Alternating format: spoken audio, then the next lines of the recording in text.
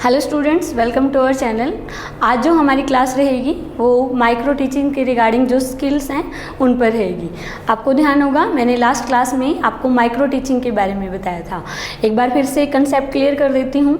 जब भी हम टीचिंग प्रोफेशन में एक बेसिकली हमारे पास जो क्वालिटी होती है कि आप टीचिंग प्रोफेशन में आपकी स्किल बेस्ड टीचिंग करते हो, और जब तक एक टीचर्स के अंदर स्किल्स की क्वालिटी नहीं होगी टीचिंग करने में, तब तक अगर हम बात करें प्रोफेशनली और एक इंटरेक्टिव क्लास नहीं बन पाएगी। इसी के लिए सबसे ज़रूरी है कि हमें बेसिक नॉलेज होनी चाहिए कि माइक्रो टीचिंग और उसकी स्किल क्या है।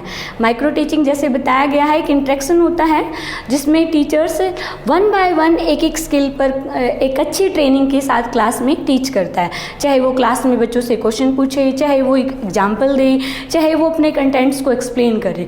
तो इन्हीं स्किल्स का एक कंप्लीट जो सर्कल है उसे हम माइक्रो टीचिंग कहते हैं।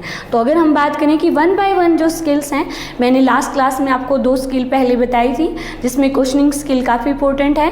उसी के साथ हमने स्टिमुलस वेरिएशन एक स्किल के बारे में भी डिस्कशन किया था।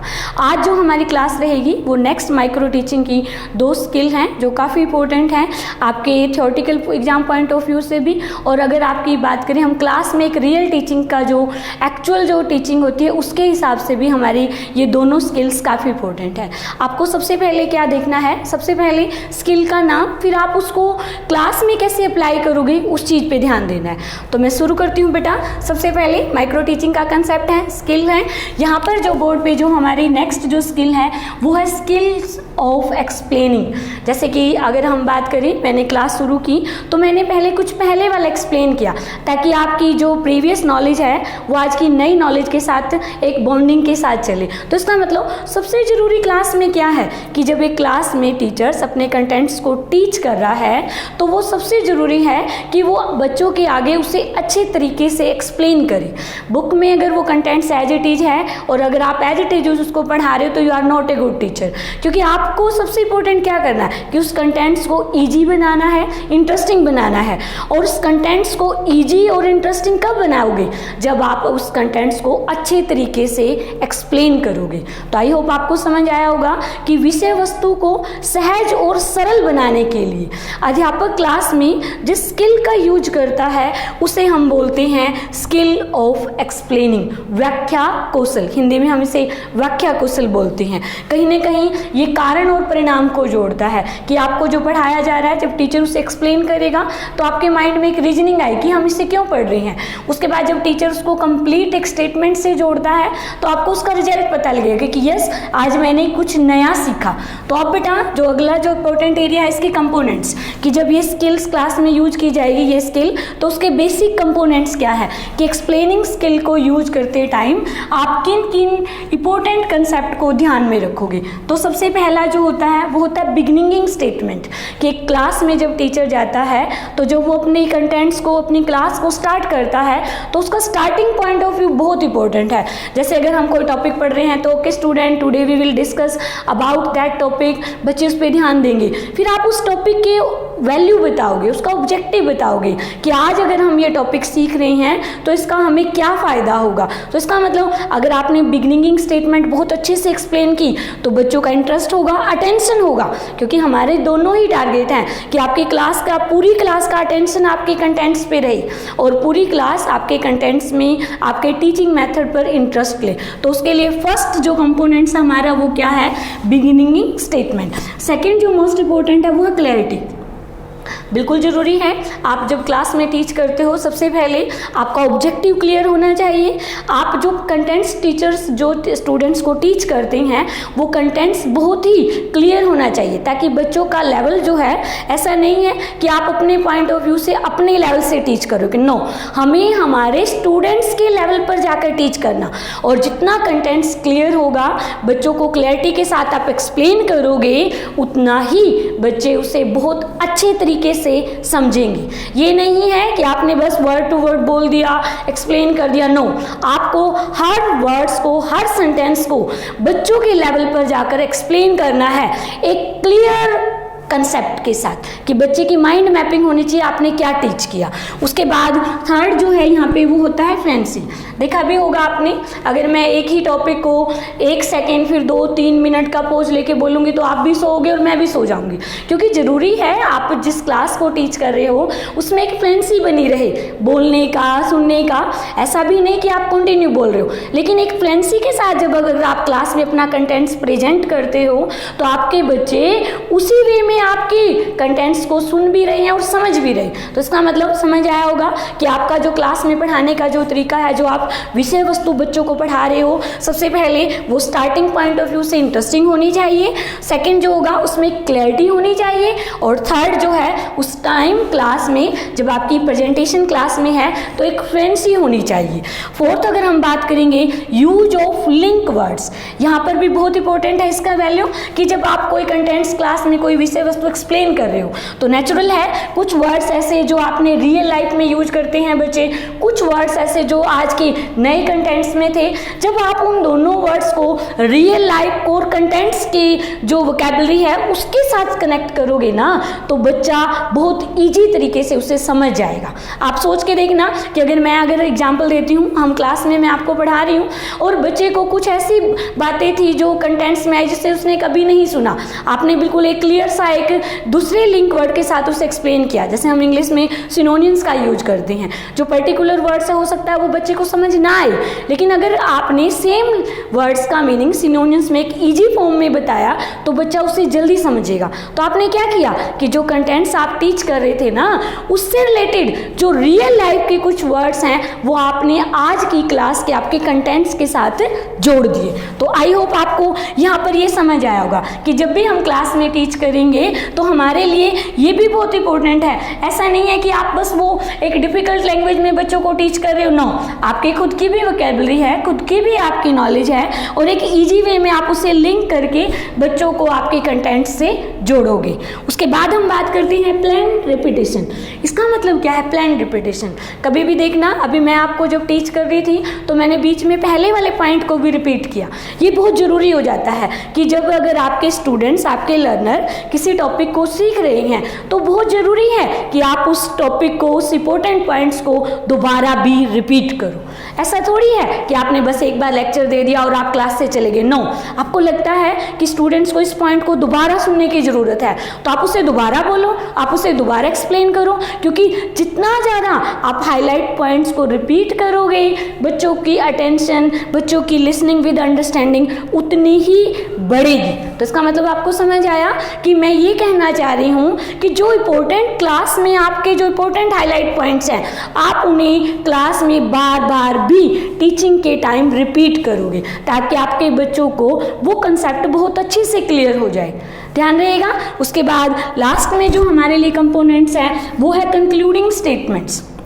जैसे बिगिनिंग स्टेटमेंट थी ना कि भाई आज हम ये पढ़ेंगे, हमारा टॉपिक ये रहेगा, इसी से रिलेटेड जो लास्ट में रहता है कि भाई मैंने आपको पूरा टॉपिक पढ़ाया तो हम बच्चों से फीडबैक भी लेते हैं। मैंने आपको स्टिमुलस वेरिएशन स्किल में बताया था, लेकिन एक बात और भी तो होती है कि जब आप पूरा टॉपिक पढ़ाते हो तो बच्चों को कहते हो आज बेटे हमने इस बारे में ये पढ़ा जो मेन पॉइंट है। तो इसका मतलब जो टॉपिक आपने क्लास में टीच किया बच्चों को, अगर उसका कंक्लूजन आप बच्चों को दोबारा से बताते हो तो सीधा बच्चों के एक माइंड मैपिंग बनती है कि यस आज हमने इस टॉपिक को कितने अच्छे तरीके से पढ़ा। तो मुझे उम्मीद है आपको हमारी जो ये स्किल ऑफ एक्सप्लेनिंग जो है वो कंपोनेंट्स के साथ समझ आई होगी कि हर टीचर जो क्लास में टीच करते हैं एक्सप्लेनिंग स्किल को जब वो यूज करेंगे तो उसे सबसे ज़्यादा इन पॉइंट पे फोकस करना है, beginning statement, clarity, fluency, link words, repetition and concluding statements. I hope आपको समझ आई होगी। इसी के साथ जो हमारी नेक्स्ट जो स्किल है मैंने बोर्ड पे लिखा हुआ है, मैं ये भी समझा देती हूँ ताकि हमारा एक कंप्लीट टॉपिक हो जाए। नेक्स्ट जो स्किल है skill of illustration with example. बहुत ज़्यादा ज़रूरी है आपको इसके बारे में समझना। इल्यूस्ट्रेशन का मतलब क्या है? दृष्टांत।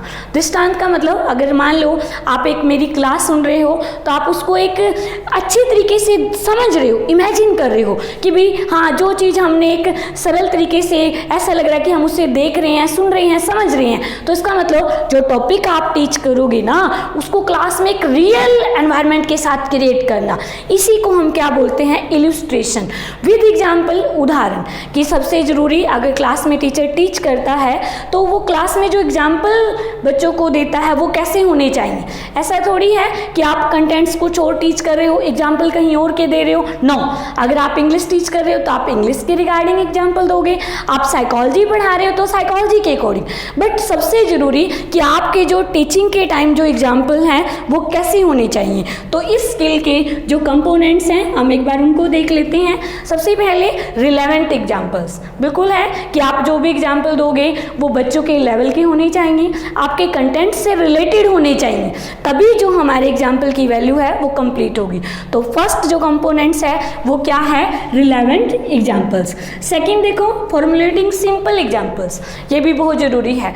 कभी भी क्लासरूम में जिस भी लेवल पर आप टीच करते हो, तो मैंने बोला कि मेंटल लेवल लर्नर के अकॉर्डिंग आप एग्जाम्पल दोगे, लेकिन इसके साथ एक बात और ज़रूरी है कि जो एग्जाम्पल्स हैं वो हमेशा रियल और एक ईजी वे में रिप्रेजेंट होने चाहिए। मान लीजिए आप इंडिया में रह रहे हो, आपकी कम्युनिटी, आपकी सोसाइटी के आसपास जो चीज़ें हैं तो बच्चों को वो ज़्यादा समझ आएंगी।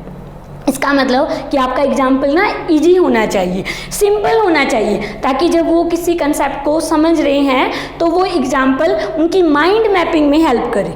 ये थोड़ी है कि आपको पढ़ा कुछ रहे हो, एग्जाम्पल आप किसी हायर लेवल का दे रहे हो। नो, आपका एग्जाम्पल भी सिंपल होना चाहिए ताकि कंसेप्ट की जो अंडरस्टैंडिंग है वो बच्चों को एग्जाम्पल की हेल्प से लॉन्ग टर्म के लिए मेमोराइज रहे। इसके बाद हम बात करते हैं फॉर्मुलेटिंग इंटरेस्टिंग एग्जाम्पल। ये भी बहुत ज़रूरी है कि भी आपने कभी भी देखा होगा जब हम क्लास में टीच करते हैं तो कई बार हम कंसेप्ट को बच्चे जो हैं वो रिपीट नहीं कर पाते, लेकिन जो टीचर एग्जाम्पल देता है वो उन्हें बड़े याद रहते हैं। चाहे क्लास में टीचर ने कुछ मिनट के लिए किसी सोसाइटी का एग्जाम्पल दिया हो, किसी अदर टीचर का, किसी अदर पर्सन का। इसका मतलब कि जितना आपका एग्जाम्पल इंटरेस्टिंग होगा ना, बच्चा उतना ही उस पर ध्यान भी देगा और उस टॉपिक को अडोप्ट भी करेगा। तो मेरी बात शायद आपको समझ आ रही होगी कि क्लास में एग्जाम्पल बहुत ज़रूरी हैं। विद एग्जाम्पल जब आप टीच करते हो तो नेचुरल है जो कंटेंट्स है वो बहुत ईजी और इंटरेस्टिंग हो जाता है, लेकिन एग्जाम्पल की क्वालिटी क्या है ये हमारी आज की इल्यूस्ट्रेशन विद एग्जाम्पल स्किल में बताया गया। तो आपको तीनों कंपोनेंट्स क्लियर हो गए। अब हम फोर्थ की बात करते हैं, यूज ऑफ एप्रोप्रिएट मीडियम। ये बहुत ज़रूरी है। अगर मैं आपसे बात करूं कि भी इल्यूस्ट्रेशन एग्जाम्पल में दो तरह से आप मीडियम रखते हो, एक वर्बल और एक नॉन वर्बल। वर्बल जैसे कि मैं अब आपको बोर्ड पे लिख के बता रही हूँ, कोई और मैंने टीचिंग एड्स यूज की, चार्ट, फ्लैश कार्ड, मॉडल, तो वो सारे वर्बल में हैं। लेकिन नॉन वर्बल एग्जाम्पल में क्या होता है कि क्लास में जो टीचर है वो किसी इस तरह से कोई स्टिमुलस दे, कोई एग्जाम्पल दे, कोई गेस्चर क्रिएट करे कि बच्चों को वो समझ आए। कि कुछ ऐसे एग्जाम्पल जो टीचर्स अपनी एक्टिविटी से क्लास में कंसेप्ट को क्लियर करने के लिए यूज करता है तो उन्हें हम बोलते हैं नॉन वर्बल। तो इसका मतलब यहाँ पर आपने एक एप्रोप्रिएट मीडियम यूज करना है, चाहे वो टीचिंग एड्स हो, चाहे आपकी खुद की स्पीकिंग स्किल्स हो, ताकि बच्चे उस एग्जाम्पल को जल्दी समझें। तो मुझे लगता है आपको ये समझ आई होगी बात। उसके बाद लास्ट में जो मैंने लिखा हुआ है, यूज ऑफ एप्रोप्रिएट अप्रोच, ये बहुत इंपॉर्टेंट है। अप्रोच का मतलब होता है ओवरऑल प्लानिंग, कि क्लास में जब टीचर रिप्रेजेंट करता है अपने टॉपिक को, कंटेंट्स को, तो पूरी प्लानिंग के साथ वो क्लास में जाता है। और ओवरऑल प्लानिंग जो है वो हमारी अप्रोच है। आप जिस तरीके से टीच कर रहे हो वो मेथड है, कि आप हिंदी में बोल रहे हो, इंग्लिश में बोल रहे हो, जो भी आपने क्लास में यूज किया वो आपका मेथड है। बट आपने जो प्लानिंग करके आए, आप एक लेसन प्लान बना के लाए, आपने क्लास में टीचिंग एड्स यूज किए, आपने बच्चों को होमवर्क कैसे देना है, क्या देना है वो प्लान किया, दैट इज योर अप्रोच। तो हमारे इलिस्ट्रेशन विद एग्जाम्पल में जो लास्ट कंपोनेंट्स है वो है यूज ऑफ एप्रोप्रिएट अप्रोच, कि क्लास में टीचर एक अच्छी अप्रोच यूज करे। फॉर एग्जाम्पल अगर हम बात करें इंडक्टिव अप्रोच, यहाँ पर क्या करता है टीचर, पहले एग्जाम्पल देगा बच्चों को, देन वो रूल समझाएगा, कंसेप्ट क्लियर करेगा। तो इसका मतलब टीचर ने जो अप्रोच यूज की वो कौन सी थी, इंडक्टिव, कि अगर आपको अप्रोच की नॉलेज होगी तभी तो आप यूज करोगे कि भी हम एग्जाम्पल टू रूल चल रहे हैं, जर्नल टू स्पेसिफिक चल रहे हैं, इसी के अकॉर्डिंग हमारी जो क्लास का जो लेवल है वो बनता है। ऐसे ही एक इंडक्टिव अप्रोच, एक मैंने कहा डिडक्टिव अप्रोच। डिडक्टिव में पहले आप रूल को एक्सप्लेन करते हो, देन आप कंसेप्ट को क्लियर करने के लिए एग्जाम्पल देते हो। तो रूल टू एग्जाम्पल है तो deductive approach, example to rule है तो इंडक्टिव अप्रोच। तो एक टीचर को स्किल का यूज करते समय सभी अप्रोच के बारे में बहुत अच्छे तरीके से पता होना चाहिए। तो मैं उम्मीद करती हूँ कि जो हमारी ये स्किल है इलस्ट्रेशन विद एग्जाम्पल आपको अच्छी तरीके से समझ आई होगी। सबसे ज़रूरी एक ही बात कहूँगी, ये स्किल सिर्फ आपके थ्योरेटिकल के लिए नहीं है बल्कि एक प्रैक्टिकल टीचिंग के लिए, कि मैं ये चाहती हूँ कि आप जहाँ पर भी हो, जिस भी स्कूल क्लास को आप टीच करते हो स्कूल में, तो आप वहाँ पर ये स्कूल में, इस क्लास में, रियल क्लास में आप इन स्किल्स को यूज करोगे, then you are a great teacher. तो उम्मीद है आज का मेरा टॉपिक आपको समझ आया होगा। Thank you so much.